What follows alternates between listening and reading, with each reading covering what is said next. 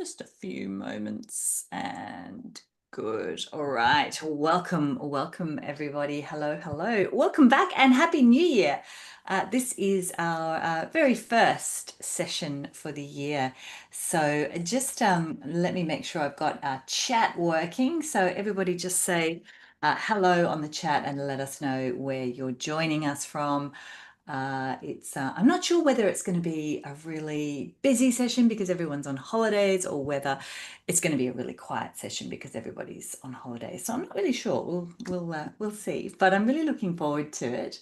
My name is Danielle Stein-Fairhurst. I'm a financial modeling specialist and I'm a Microsoft MVP and I run lots of different sessions on topics relating to financial modeling. I also run Women in Financial Modeling, which is a private meetup group. And we had Jaspreet Kaur, who joined us at the end of last year for a private session, and it was fantastic. And I've asked her to run a public session for us. So all about auditing financial models. So as a financial modeler, as I assume a lot of you are, we are building financial models all the time, which I absolutely love. But there is something that a lot of people need to do. If you build an important model, it needs to be audited, and we often don't think about the auditor. So Jaspreet is a career auditor. She has worked for Forvis Mazars in the UK and has just started working for Gridlines, and she'll tell us all about it. And she's going to take us through how you build a model, what's important for a model auditor, or how to build the model for a model auditor. So I'll hand over to you, Jaspreet. But for those of you who are joining us online, oh my gosh, we've got people from all over. Yeah, really amazing group of people from all over the world. So please write in the chat if you have any questions or comments, and also in the Q&A. So either of those are good places. And we'll send through the recording after it's done. So I'll hand over to you, Jaspreet. Thank you. Thank you so much, Daniel. And hi, everyone. A happy new year. As Daniel introduced, I am Jaspreet Kaur. I am from New Delhi, India, and I'm going to go give a detailed introduction later. But yeah, I just wanted to start by saying hello. And I know everyone joining from all over the world. We have different time zones, but thank you for joining. And hopefully, this is an informative session for all of you. I'll start sharing my screen. So I hope it's visible. Daniel, can you confirm? See your screen. Fantastic. Okay, thank you. Yeah, so as the brief said, we are talking about building versus auditing financial models. So when Daniel and I got to talking, I got to know that being a financial modeler or the builders of the financial model, they might not be as into the process of how auditing works. And we, as financial auditors, model auditors, we don't know how our building process works. So when we got to talking, we discussed what the changes are, and we thought of this as a good platform, as a good start to do a series of webinars, maybe on the differences between building and auditing a model, and how a financial modeler can help make the review process easy for a financial model auditor, so that we become friends instead of clients and project managers. So I'm going to talk about this today, but yeah, a little about me. I am Jaspreet. I am an ACCA member and I am a professional financial model auditor. I have recently joined Great Lines as a manager in model audit, especially in the accounting and tax team. I have overall 6.5 years of corporate experience, and over that period, I've worked with Forvis Mazars in the same role for the last 3.5 years. I was working back in London for the last 2 years, and I've recently just moved back to New Delhi, India. In model audit, I work in a specialist technical team in the accounting and tax team, where I review only the financial models, accounting and tax perspectives. And having done that for the last 3.5 years, I've reviewed over 200 financial models all across the globe. So I've looked at models ranging from US, America, South America to APAC, everywhere. Region you can think of, I've probably looked at it. So yeah, that's a bit about me. And yeah, today's agenda, we're going to look a bit at a financial model as well. I'm not going to bore you with all the theory today, but we're going to look at the anatomy of a financial model briefly, and then we'll do a stark difference between model build and model audit. Some of the common pitfalls that we see in a model as a model auditor. Then I'll briefly talk about how model audit actually works, what do we do, how we review models, and then there are just some best practices from a model auditor for a model builder on how you can make us happy while we look at models. So to start with anatomy of a financial model, I'll switch to an Excel demo model that I have borrowed from Daniel. It's an FMI based model. It's a Yes, if simple anyone exercise. has done the financial model, the FMI, Financial Modeling Institute exam, you might recognize this. And I just thought it was a really good, Jaspreet asked me for an example of a model just to kind of demonstrate that, because it's quite hard to get, you can't sort of show real models. So I thought this would be a really good example of just a really simple structure of a three-statement model. Yeah, that. It has been really helpful. So thank you, Daniel. Yeah, so it's basically if anyone here hasn't seen a financial model before, this one is a cover sheet. It's just an introduction sheet. It differs from models to model. There's a summary sheet that we have. The summary sheet generally includes, it's like a dashboard sheet. It can include graphs, it can include summaries, it includes all the information that the client needs to present. So it's the summary of all relevant information. In this model, for example, we have a summary of financial statements, and then we have growth trajectory, and then we have ratios, which might be important for a client who wants the financial model. Then we have an assumption sheet, which includes all the inputs in a financial model. All the assumptions that on which basis the model is prepared are noted down here. We have global assumptions, we have some operating cost assumptions, depreciation, capex, tax. Uh, Again, this is a very simplified model. In reality, the models are very big. The assumption sheets alone can range to multiple worksheets, and I have seen personally models with 60 sheets and even 150 worksheets. So this is a very Oh, simple model, wow. Yeah, not to scare. wow. That would be so hard Yeah, I to was to scared. audit. Oh my gosh. Yeah, it is quite difficult to like multi-region, Mm. multi-asset models. These assumptions then flow into different working schedules, which are from these sheets. So we have revenue sheets and how revenue is calculated. We have cost of sales, depreciation, working capital. So all, even debt, tax, and equity, all these sheets include separate workings for each of these schedules. And then all the workings, outputs then flow into the financial statement sheet, which includes detailed financial statements, the basic income statement, cash flow, and a balance sheet. And these inputs are then summarized in the summary sheets.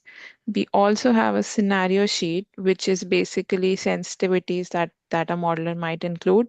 There could be any number of sensitive scenarios in a model. The base case is the one which assumes the assumptions as is, while in this case, the best case or worst case will assume different assumptions, and how, if we switch the scenario of a model, how the financial statements, how our outputs would change if we change the scenario. So having said that, this is like a basic anatomy. We see that inputs or assumptions flow to the workings, and then those workings flow into financial statements. We have supporting workings calculations, and we also have different scenarios to switch between a model to see if the inflation, for example, it goes bad, how would the numbers change? If the inflation gets better, how would the numbers change? Stuff like that. So a model is basically a dynamic array of numbers all around. And yeah. I'll switch back to the PowerPoint. So we've covered this. We see that it's made of an inputs, which is based on assumptions and drivers, as we saw, which flow into the logic engine, which are the calculation. There could be multiple schedules. There could be just one sheet. And then we have all the KPIs and financial statements, which are kind of the powerhouse of a model, which help the actual transaction get to work. We have sensitivity analysis and we have some supporting schedules and workings. So that's how basic financial model looks. Now, if we move to the next slide, we have model build versus model audit. I am a model auditor, so I know more about model audit than model build. But having looked at a model in detail, I've tried to draw a comparison between the two approaches. So, from a model builder's perspective, their work is to design the structure of a model, build it from scratch, turn a blank Excel sheet, a blank Excel file into a complete full-fledged model. The model auditor, on the other hand, we're not building the model, but we're checking the model provided to us for transparency, for traceability. We're navigating through the model. We see that it's properly flowing. The inputs flow into the calculation sheets and the calculation flow into the financial statements. All the relevant information that we might need to check the numbers, it's present in the model.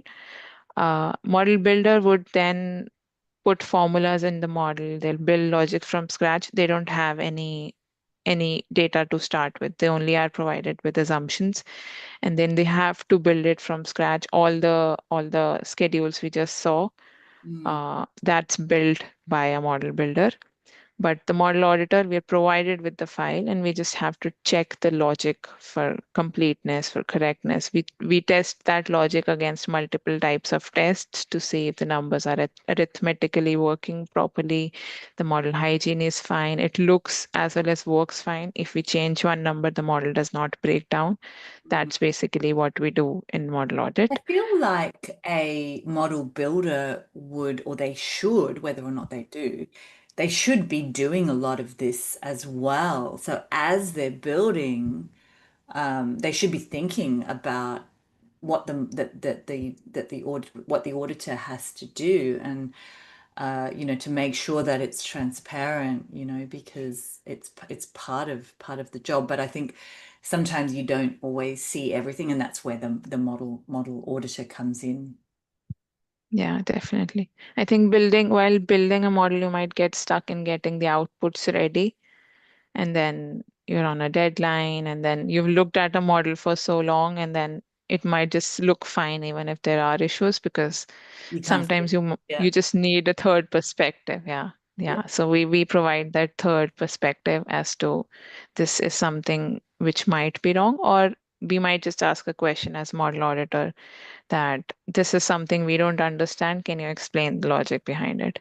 So it's more of a communication between the builder and the auditor and the client as well. Mm. A model builder will not just build formulas, they'll optimize the model, they'll add macros, they'll add sensitivities, they'll make the model all dynamic that if you change one input, the model flows properly.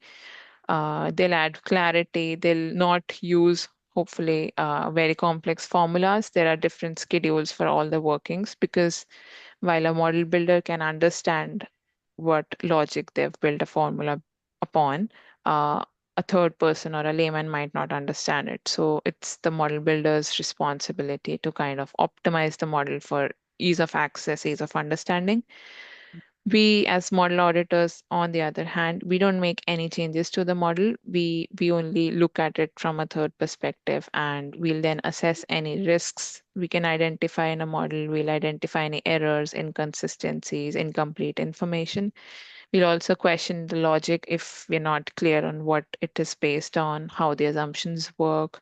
If the numbers don't give optimum results, we'll ask questions about it. For example, if in a model there's negative retained earnings throughout the model, it might make sense arithmetically, but given the whole Mm. transaction is being done to acquire something or to invest in something, that is a question we as model auditors will ask Mm. the model builder or the client, that your retained earnings are constantly negative. how are you planning to keep the business running? So we identify any risks in the numbers if there's a balance sheet mismatch or basic questions like that. How do you plan to pay off your debt? How do you plan to pay off your equity? So those are questions that might come up in a model audit process.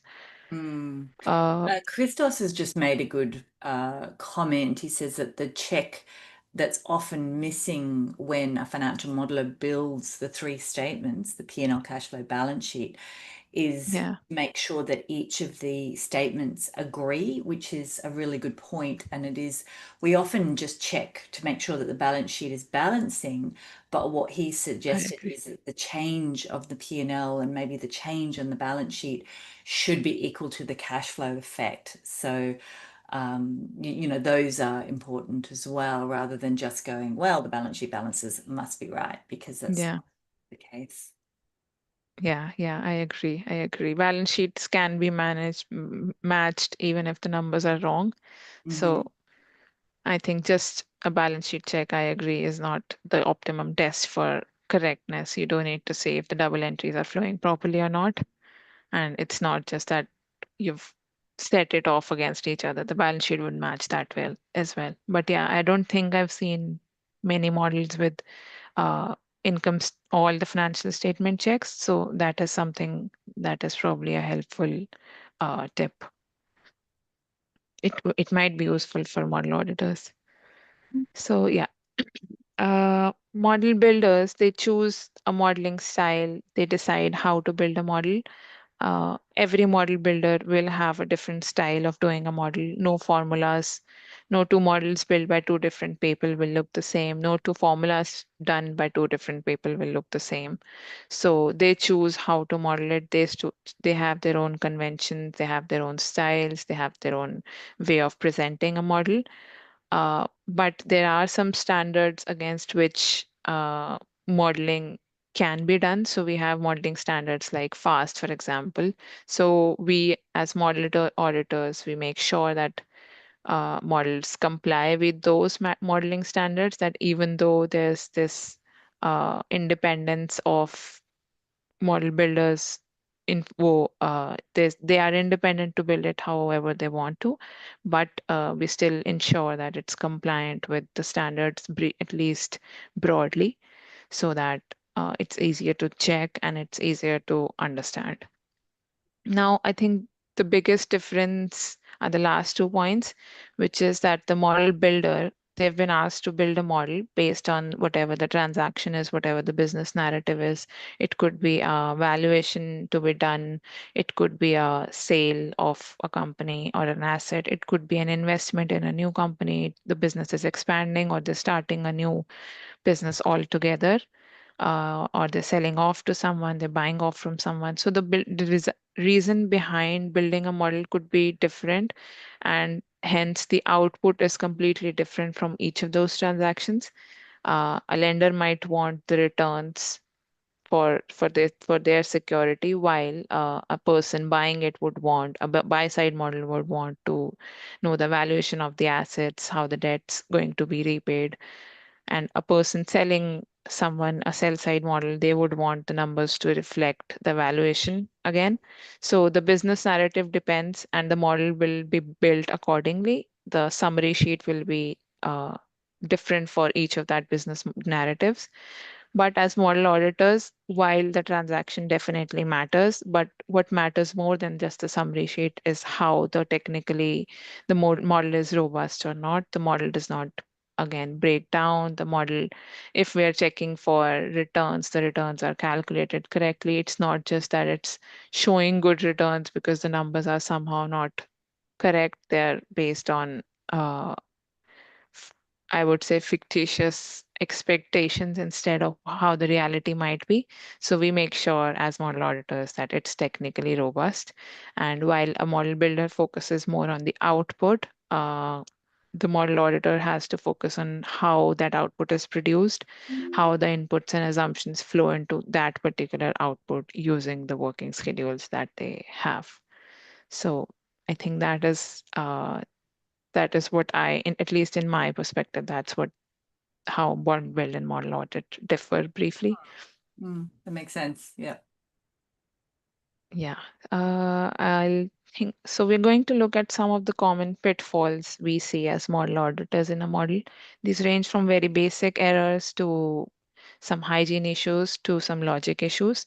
Uh, I'll quickly move back to the Excel to show you some of the errors that or I've added to this model just for this demo purposes. But if we look at this model, this was Yeah. already this I is a very noticed big that red flag. when you were showing it. I thought, oh, that doesn't look very good. Yeah, so basically this is they take calculating the interest cover ratio, which is calculated here as we can see the interest divided by EBITDA. But in some cases, in some of the periods, actually, the forecast period completely, the interest is nil, due to which there is a hash div error, which Which is is, kind of a very big yeah, red flag. correct. I mean, that's what it should be, but is that right? Yeah, Yes, mathematically it's right. Whether a yeah, model mathematically does is that, correct, but yeah, yeah. on a summary sheet, a lender looking at it might just get scared thinking that, oh no, if there is a div error on a summary sheet, the model might have some other errors. Why is the interest zero? Why is there no functionality to make this not div error, maybe just zero, or some kind of note would be helpful as to why this is, or Mm, maybe not presented on the summary sheet at all. yeah, So there could be a logic behind it, but if we just look at it independently, we will raise a question as to why there is an error yeah, here, stands why the out. interest is zero. Yeah, exactly. So it'll raise a lot of questions. So this is kind of a big one. If we go to the assumption sheet, we will generally expect an assumption sheets to have some sort of color coding, which just makes it helpful. From what I have understood looking at this sheet is that this light pinkish color, it's marked for inputs, so that clearly defines that whatever number is not colored, it's probably a working or it's being derived from somewhere, Mhm, while any number which is marked as this particular color is just an input. For example, this is just a hard coded value. This is just a hard coded value, mhm, while this 2% is linked to somewhere else, so it's not an input, and it's being derived from somewhere else. So this color coding helps you understand which numbers are based on calculations, while which are inputs, because we cannot question inputs as much as we can question the workings. mhm, Uh, so yeah, I added this error to make this understandable, I think. But yeah, we can see that this is linked to some numbers. It's a working, there's a formula here, so it's not an input. But this net revenue is also a formula here, so it should also not be marked. I've marked this as pink just to start So how it can be. would you If flag that as a, Yeah, oh, yeah, that's why you probably. have it in yellow. Okay, yeah, yep, that makes Yeah, sense. yeah, it's probably a very low error, but it's something that you'll mark for from like completeness purposes, that these are some of the issues we've identified. While this does not impact the numbers in any way, this is still correctly calculated, it's still flowing. It does not look helpful. So if this it kind of makes you question the whole model if you see any basic error. So if you see that an input is marked incorrectly, then there might be actual hard-coded inputs Yeah, which are probably exactly. inputs but not marked like inputs. Mm, So we have to question that. For example, I've marked another one, which is this. So this 20% is an input. There's no formula here. But if it's not marked as an input, we'll have to ask the question of why, first of all, this is hard coded.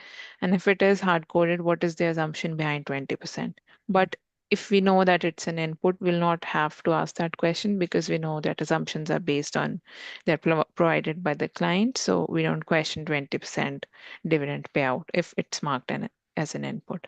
So basically, incorrect color coding, no color coding can be some pitfalls in a model. mhm. Then, if we go to financial statements, there's a balance sheet error check here, which is helpful, but I can see that it's not calculated in a single row. Now, while one might think this is not an issue, but if there is like a check sheet, which we do see often in a model that uh, accumulates all the checks present in a model, it would either link to this row or this row. So it might give incorrect results when we look at that check sheet.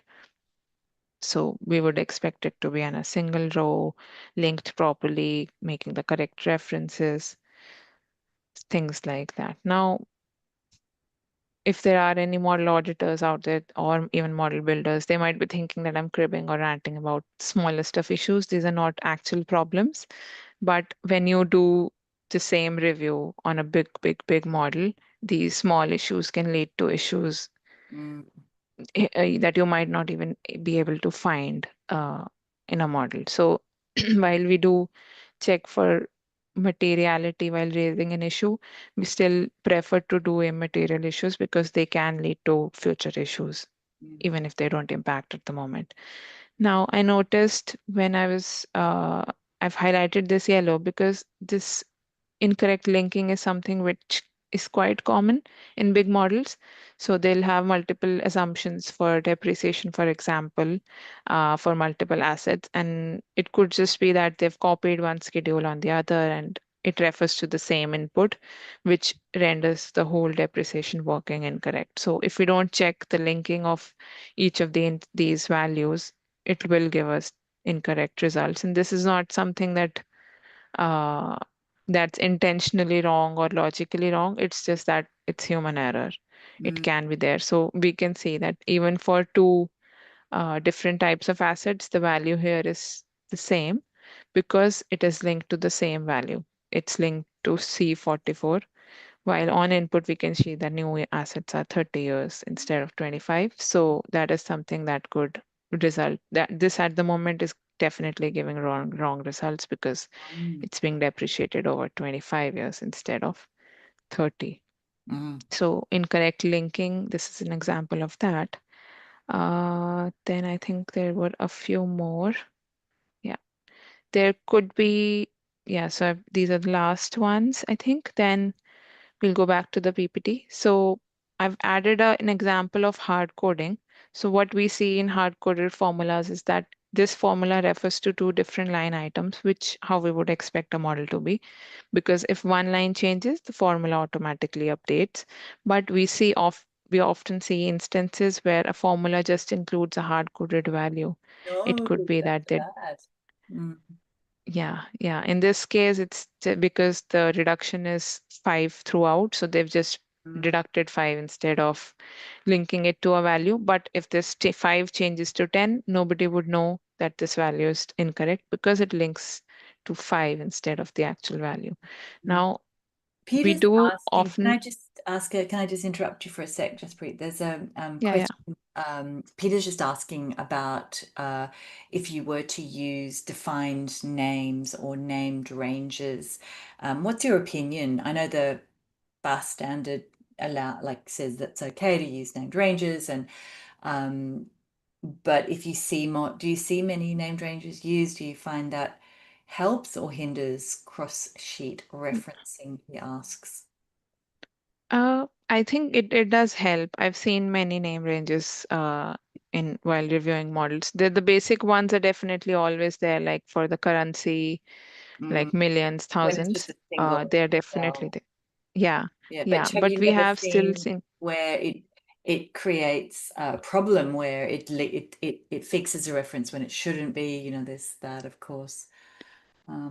I can't recall a problem, but it definitely, You think it if helps? there are like tricky name ranges and a lot of them in a model, it Mm, becomes difficult to trace back mm, looking for each of those. But we have definitely seen those. So basically, I mean, firms or teams, they generally have internals or external tools to navigate a model. It mm, could be that they've built one on their own or they're using a third party software, which helps you track through. So the name ranges are then mm, they don't impact much. But if you're just using the precedence independent function in Excel, then it definitely becomes a bit difficult to mm. trace I through the can bigger see. formulas having multiple name ranges. Yeah, I can see you're using our Excel is one of your Yeah. So that helps you Yeah. find them, I think. And Paul is asking about the use of array formulas. I know we've talked about that. You said a lot of the models that you audit are not using dynamic arrays. Have you seen much of dynamic arrays yet, or is it not? Uh, no, not much of Yeah, them. I mean, I I've know, seen like complex. yeah, like we use dynamic array, like as modelers, we use dynamic arrays a lot, but I still think like most legacy models, are not using dynamic arrays as much as I think they are. Like I know that, we think, well, certainly I think dynamic arrays are amazing and we should use them all the time, but I think a lot of models, the people are not Yeah, really using them yet. And I think that they certainly help with consistency of formulas, but they can cause a few problems when it comes to auditing and, tracing back. And, there's a few yeah, errors that you end up with that you wouldn't otherwise get. Osman says he thinks that arrays are more difficult to audit. I've seen several examples personally where arrays actually hinder. Yeah, the fact that an array, like if you're in the center of an array and you're trying to trace back, it's quite hard to do because you have to go back to the top left-hand corner cell to origin. see where it's coming Yeah, from. So that can be a bit more difficult. But I guess there's the pluses and minuses of the consistency, like it ensures consistency. So Raoul says yeah, that agree with Osman here, array formulas are a pain, just a pain. Yeah. So yeah, yeah. No, I think they are definitely a bit difficult. arrays can make things easier, but they can also make things harder. Yeah. Yeah, Arrays are difficult to analyze. So using evaluate formula can be quite helpful. Yeah, cool, cool. yeah, yeah, yeah. I think opening up a formula using Alt MV on Excel that helps.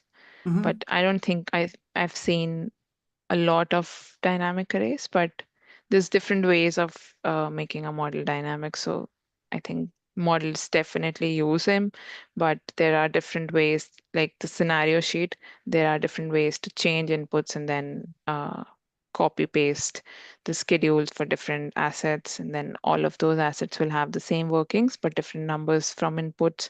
So it's kind of dynamic.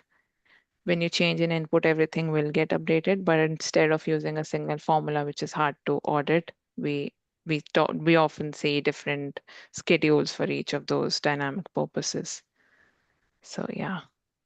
And I think the last one here for example purposes is that there is a check here for matching the tax for accounting purposes and tax for uh, tax payment purposes, but there is no label for it, which is which which again it might seem that it's very basic. You can understand it's a tax check, but when you link it to a check sheet, you'll not know what it's referring to. You'll not know the purpose for it. And this, for example, is clear why the check is here, but it could be other examples where missing labels could Mm, lead to misunderstandings. yeah. Yeah, and I think this is the last one. There's this issuance line item in calculating of common shares, but there's no values here. So you might just understand it that it's nil, or it might be an error that there are values, but someone just forgot to plug them in here, which is giving results different to what we would expect. So it could be an error. It could result in a big error. So I think those are some of the common pitfalls. Among others, I've listed a lot of them here. These are some of the common ones we've seen: inconsistent formulas, the labeling could be incorrect, the color coding being there or not being there or being incorrect again. Circular references is a big, big red flag in a model. When you open a model, it gives you an error. We have to get that back to the client at that moment because we cannot start reviewing a circular model at all. Oh, really? Daisy chains, Really? yeah, I mean, Oh, wow. uh, Yeah. yeah, I think the first thing we check is if there is circular references, we'll give it back. Can you please fix it? Because it'll just make things very, very difficult to review. Mm, And mm. they'll eventually have to fix it, then we'll have to review it again. So it's better to Yeah. not start the review until circular references are You don't fixed. ever see models Uh, where they deliberately put in a circular reference? No? They do put ocular references, but I have always reviewed a model without them Mm. because we ask the client to fix it just for our review's sake. Can you just maybe add a Yeah, line yeah, item I guess you which can just, breaks the cycle? yeah, yeah, it does cause a lot of issues having a circular reference in there. Yeah. Yeah, exactly. Daisy chains are Mm. when you link Mm. a same formula again and again. So, for example, if you have to go back from the depreciation and P&L to the actual input, we'll have like 10 different schedules there for the depreciation itself. So which A links to B links to C links to D links to E, and then we actually reach the input, which is what daisy chains are. They're very difficult to navigate through. You forget where you started from, and it's a lot of redundant information, which is definitely not helpful in a review process. We have hidden hard codes like that 5 we saw. It could be that they're dividing it by 12 or making it monthly, annually, semi-annually. That is some common ones we see that they'll just multiply it by uh, 2 by 12 if they have to make it bi-monthly, or they divide it by 12 if they have to make it monthly, but it can result in errors. We have inconsistent or incorrect links that we might see. We see unused inputs which are not being used anywhere. We see memo cells which are not being used. We have overly complex formulas like multiple sum ifs, if ands, which might make it difficult to review at times. Lack of documentation. For example, if there's a solar plant being set up, we don't have any supporting document to review it against. It becomes difficult to validate the revenue cost workings, and having no error checks or no flags, but just inputs is a bit difficult again. So some of the basic common ones we see in the model, they can range from being uh, very complex as well. Now, I'm going to talk about how model audit actually works. I'll try and do this briefly looking at time, but what model audit is basically is how does one know if they need a model audit? So a client might be investing, for example, in a solar plant and they want to raise funding for it from a bank. They'll reach out to the bank, and the bank or the bank might ask the client that they need the model to be audited first so Mhm. that they can trust the numbers in there and they are good to go with the funding. They might reach out to us, or the client might reach out to us with the initial scoping as to these are the needs of the lenders, and this is the model that we have. Can you see if it works properly? Mhm. If it's correct or not, if the numbers, the returns for the lenders are true and fair, basically. So we'll get in touch with they'll become our clients. We'll take the model, we'll do a basic structural review. How many formulas are there? How many unique formulas are there? What are the tabs? How does the model work? Then there is extensive formula level testing. The model is thoroughly checked from the start to end through multiple layers and multiple types of tests. We trace all the inputs and outputs, how they flow, which ones are not being used anywhere, which ones are used incorrectly. Identify all kind of errors. We do all stress testing, the sensitivity analysis, changing the scenarios to see the numbers change, how they're expected to change, and then any findings are reported to the client. So it's basically, as I mentioned, a process in which we'll reach out to the client will reach out to us. We'll take some time to do our first level of review, then we'll provide our findings or our comments as we do to the client with what are the basic errors we have recognized. They'll then update the model. They'll send another iteration of the model along with their responses to our first findings.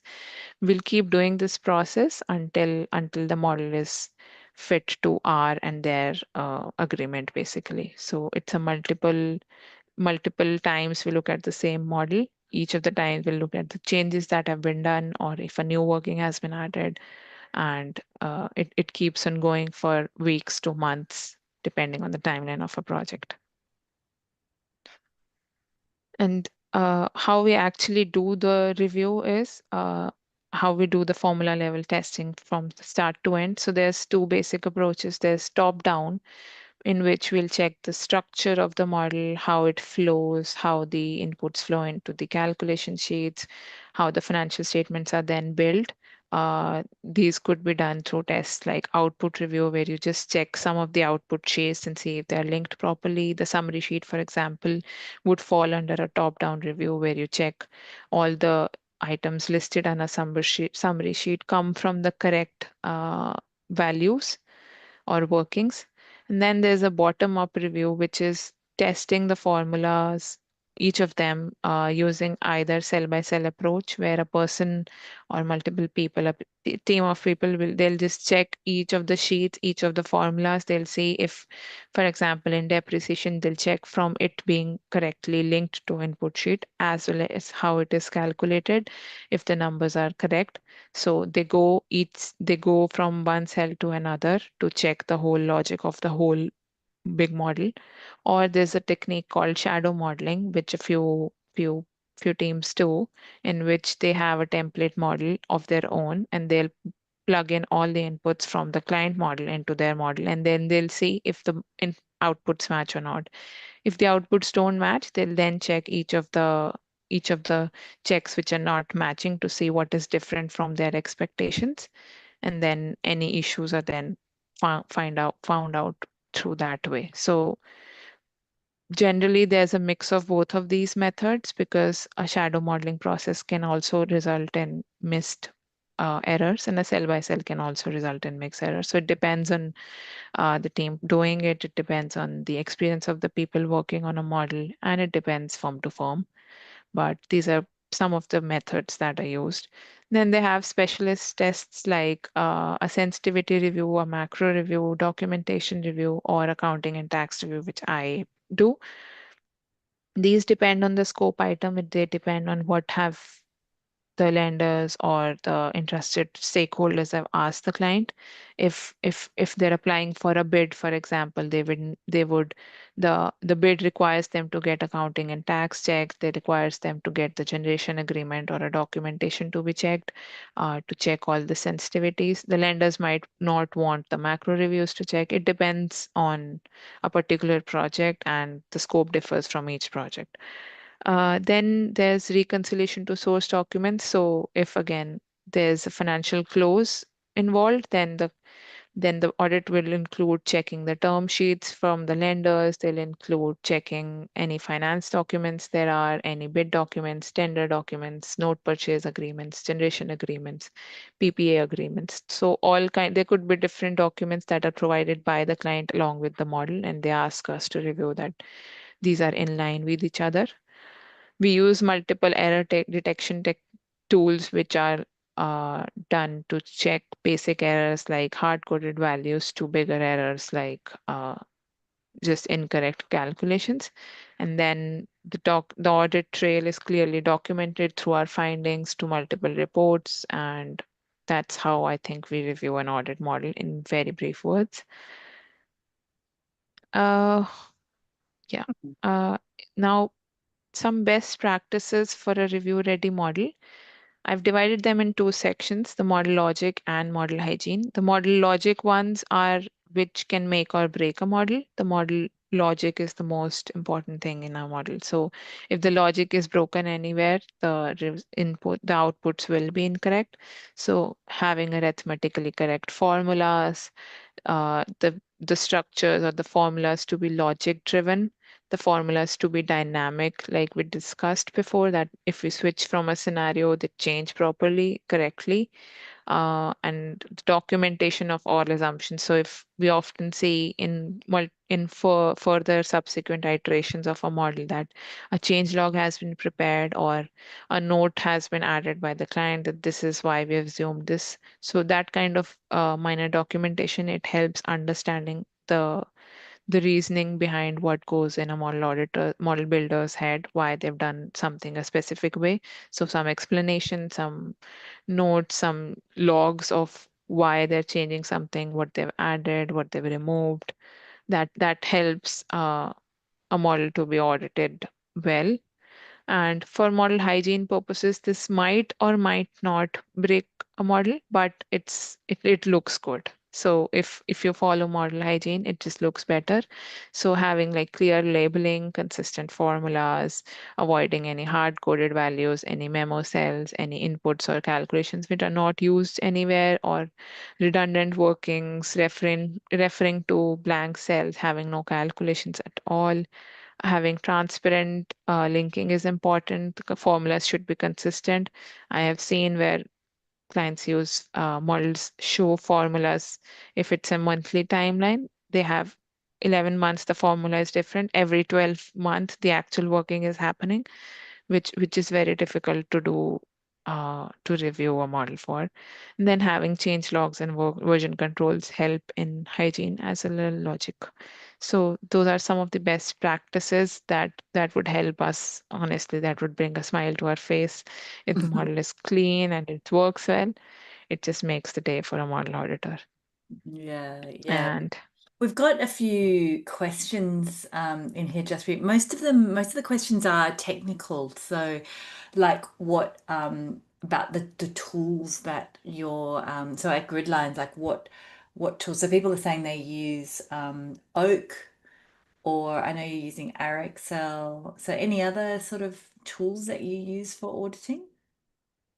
yeah, I think oak is the most common one. Mm-hmm. Oak is used to compare changes between two different models. So when we get subsequent iteration, oak is definitely the most helpful tool to identify what has changed from iteration one to iteration two. And then you look at those changes Mm. first, and then you look at the model to see if we've missed anything. So oak is the one that I've seen being used here. We use Excel here, which is for tracing the dependents and precedents. It's Mm. quite helpful. It has color codings when you look at a model. So when you're looking at multi-sheet linking, it becomes difficult to use the Excel first functionality. Mm. Most what I've seen is they have internal tools for like their internal Excel shortcuts or plugins for color coding for your own use and perusal. You have comment sheets, you have report templates, and then the standard process, it depends from firm to firm, but I think third party I've only seen Oak as the most common one being used everywhere. Mm. Also, somebody mentioned Microsoft Inquire, which is like part of like it's an add-in like within Excel, which I think a lot of people overlook because it's you've got to actually enable it, and it's not available in every version, so it's only available in the professional version. So Laptop Inquire, Microsoft Inquire, yeah. So it's part of I've not heard of that. yeah, yeah. So it's quite a well hidden secret. But there are a lot of add-ins that you can use. We've also got a question from Sayed about using LLMs in performing due diligence. Do you ever use any LLMs or any sort of language models or any Uh, AI when you're auditing no, models? No.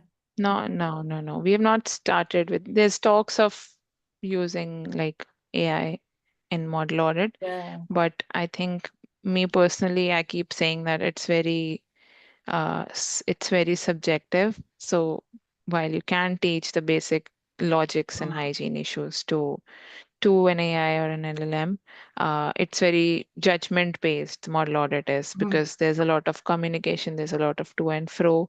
And me personally, I do accounting and tax, and it varies from each region.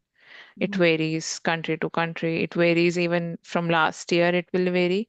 So mm, it's quite difficult to just teach someone to do it because it's very judgment based. Even tax rulings from HMRC, for example, in the UK, they vary from case to case. So having a model based on set standard rules, it might be helpful if that happens in the future, at least to some extent. But yeah, I've not seen AI being used for now. I do know that people are developing stuff. Even in Gridlines, they're working on, I think there's AI related talks everywhere. So mm. it might be happening in the near future, but nothing Yeah. so far I've And seen, I think at least for model audit. Yeah, so far I think people are using AI more for building models, and there's a Yeah, comment from Asif asking about using Claude to help building a financial model. Yes, I think we are getting there to a point where we can build a model with AI and also with formulas. But I think we're going to find a lot in the future is having to take apart formulas that have been built by AI, because I tell you what, some of the formulas that AI suggests, you're like, wow, why would you make it so complicated? So yeah, I think we're exactly. going to see a lot of like Copilot built formulas in the future that poor auditors are going to have to take apart. So yes, so Yeah. yes, people are saying Claude is amazing, and yeah, I think we're getting to a point where we can use AI to build a model, not so much yet for auditing, but I think yeah, I'm sure we will be able to do it in the future. So yeah, was that all you had for us, Jaspreet, or do you have some more? Yeah, I just had this last extra tips.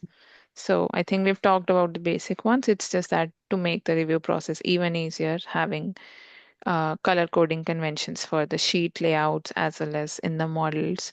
Like inputs are marked one way, workings are marked under another way, outputs marked in maybe another way. Having separate calculation inputs and outputs like the one we saw in the demo model. An assumption summary page, it's always helpful. A change log is helpful, and logically grouping formulas like all the tax workings in one place instead of all over the model. It just helps. So it's just a reiteration of what I've already talked about. But yeah, this is what I had. So that's all from my side. We can take up any questions that we might have, Daniel. Mm. Yeah, Dayan says, are we reaching a point where Copilot will review its own models? Yeah, theoretically, but we'll see. We'll see. Yeah, I don't know how that would work. Christoph says, is there a standard for model auditing with respect to an acceptable error rate? Good question. As in 99 out of 100 errors, including 8 out of 8 Mm. major ones, is fine. Yeah, I guess that's kind of like the way that the FMI mark their models. You are allowed some like, un like unmaterial errors. I don't know that there is a standard. Do you know, Jaspreet? No, no, even I'm not aware of it. Yeah, yeah.